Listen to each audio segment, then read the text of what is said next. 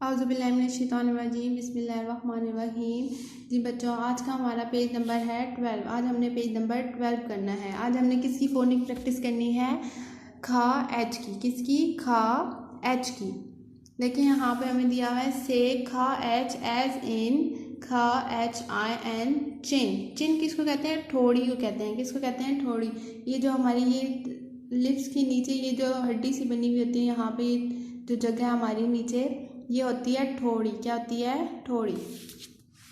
अब देखिए यहाँ पे सबसे पहले बिगिनिंग साउंड। बिगिनिंग साउंड मतलब हम वो वाले वर्ड्स पढ़ते हैं जहाँ पे सी एच पहले यूज़ हो रहा है, स्टार्टिंग में यूज़ हो रहा है।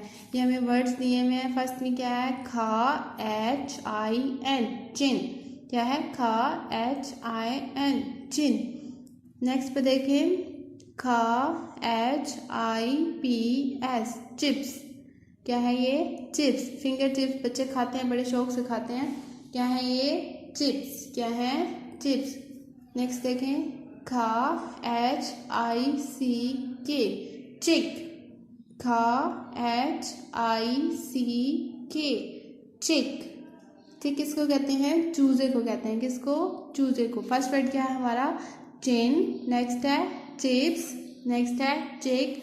एंड पे देखें, खा एच ओ पी चोप। क्या है? खा H O P chop. Chop. Chop का क्या मतलब होता है बच्चों? छोटी छोटी किसी चीज़ को छोटी पीस, छोटे बारीक करना, पीसना। Cut into small pieces. किसी चीज़ को छोटे छोटे पीस करना चॉप का मतलब होता है। यहाँ पे देखिए अब हमने बिगनिंग साउंड किया है। कौन कौन से साउंड थे? सी एच के साथ चेन, नेक्स्ट है चिप्स, नेक्स्ट है चिक और लास्ट पे है चॉप।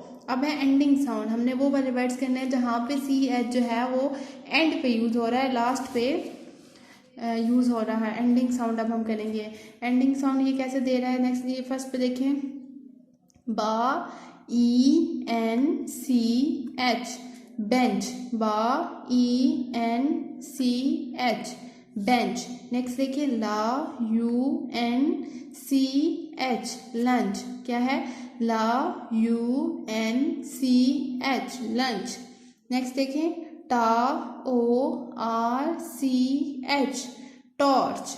टा o r c h torch. First है बेंच, नेक्स्ट है लंच, लास्ट में क्या है? टॉर्च।